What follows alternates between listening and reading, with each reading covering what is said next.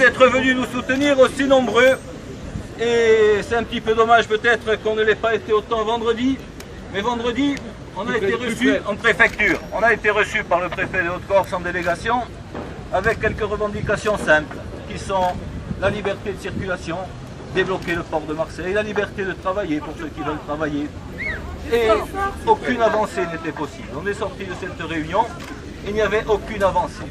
Même pas demander que le Méditerranée qui était au port de Bastia ou le Montedor ou Aille-Rousse s'en aille.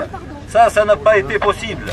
Ça, c'était des bateaux qui ne dérangeaient pas, qui occupaient juste un peu de temps en temps la capitainerie, tout ça. Pas possible.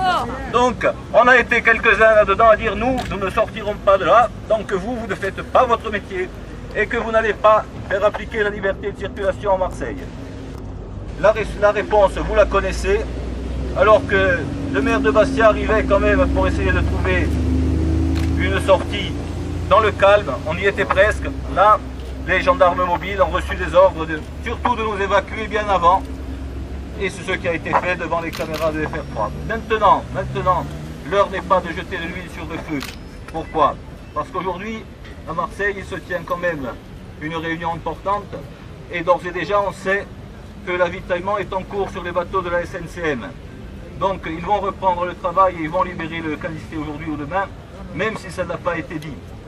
Ce n'est pas la peine, dans ces conditions, de venir ruiner un peu plus notre économie pour le moment, en créant des troubles inutiles.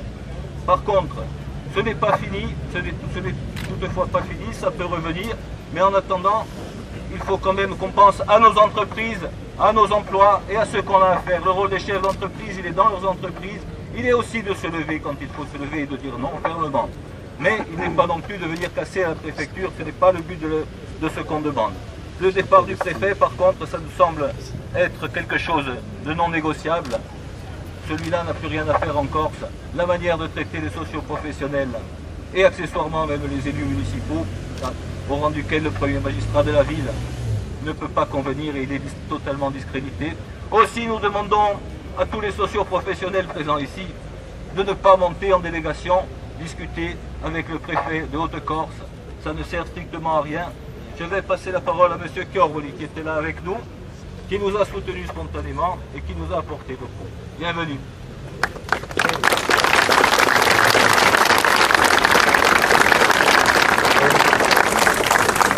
Alors, le porte-voix, c'est celui du club 1905 du Sporting, donc il va falloir s'adapter. Hein.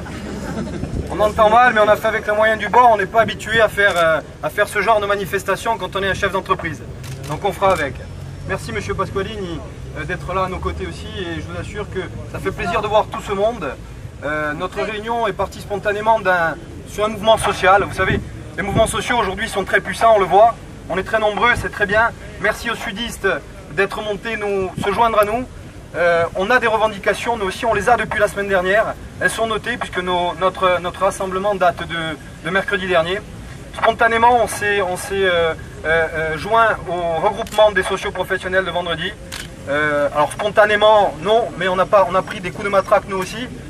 C'était pas prévu dans le programme, mais ça a été fait. Donc il est venu se greffer quelques revendications, en tout cas une bien précise, aux 4 que nous avions déjà écrit noir sur blanc. La première, c'est on était venu ici en préfecture, on avait prévu de venir ici en préfecture pour demander au préfet de faire appliquer les lois républicaines en Corse, comme il sait si bien le faire, à savoir le libre-échange des marchandises et la libre circulation des personnes. Il me semble que c'est un point primordial. Le deuxième point important également, c'est la libération du Callister, qui est, je vous le rappelle, un navire d'une société concurrente à la SNCM, qui fait que ces gens qui occupent ce navire fait de ces gens dehors la loi. Quand on occupe le navire d'une compagnie concurrente, on fait quelque chose en dehors des lois républicaines. Les préfectures doivent réagir et doivent faire respecter les lois républicaines. À Marseille également, sur le port de Marseille aussi. De la même manière que le préfet a cru bon de les faire respecter dans sa préfecture, quand des socioprofessionnels se sont rendus uniquement, je dis bien uniquement, revendiquer leurs droits de travail et de manière pacifique. Nous avons été reçus par des coups de matraque et des femmes de 70 ans sont aujourd'hui à l'hôpital. Il faut le savoir, c'est important que tout le monde le sache.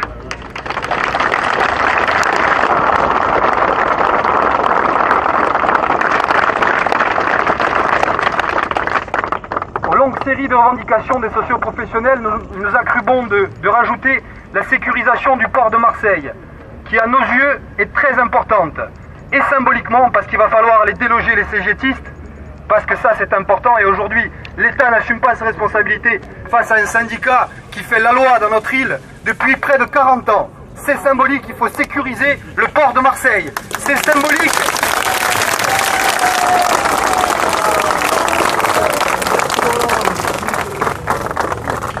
C'est symbolique mais également indispensable pour nos activités, pour nos entreprises, car les passagers sont habitués à passer par Marseille. Je veux bien que l'on discute de solutions éventuellement de passage via Toulon, via Bregalion, via l'Italie, mais il faut savoir que quand on dit à une famille que c'est plus de Marseille qui partent, qu'il faut leur rembourser le billet, qu'il faut qu'ils aillent acheter un billet 4 fois plus cher et passer par l'Italie, ils annulent leur passage. Et aujourd'hui la réalité c'est que nos affaires tournent à 30% de leur potentiel. Et pour les plus fragiles, je vous assure que l'heure est à l'urgence et qu'il sera compliqué de boucler la fin de l'été et la fin de l'année. Donc il est très important de sécuriser ce port de Marseille. Très important de le rajouter à la liste, Monsieur Pasqualini, j'espère que vous m'entendez, à la liste des revendications également des socioprofessionnels. Oui.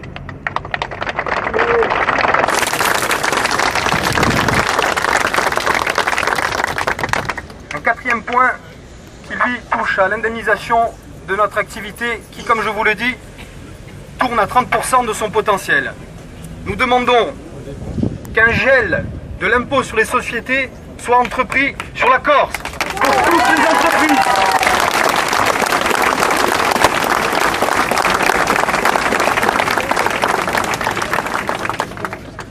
Enfin, pour conclure, le cinquième point qui est venu se rajouter à la longue liste de revendications que nous avions la semaine dernière, comme vous l'avez vu sur les images des télévisions nationales et régionales, nous avons été accueillis par cette préfecture d'une manière, je vous assure, dégueulasse. Dégueulasse, le mot n'est peut-être pas approprié, pas assez fort. Nous avons été sortis manu militari, tout simplement parce que M. Gilles Siméon était venu en médiateur nous donner un coup de main pour sortir de manière pacifique. Nous avons été sortis manu militari. Je le répète, des femmes de 70 ans ont été matraquées. Des responsables, des chefs d'entreprise qui venaient revendiquer leurs droits au travail ont été sortis manu militari. Nous demandons simplement et sans appel la révocation du préfet Rousseau.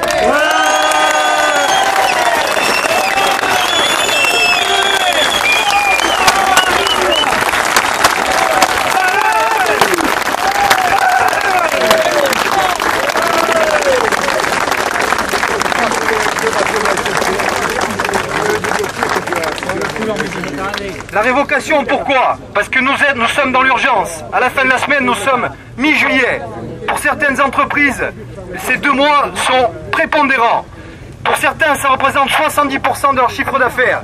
Nous sommes dans l'urgence, nous avons besoin de discuter avec quelqu'un de loyal, quelqu'un qui nous donne d'autres réponses que des coups de matraque. Merci.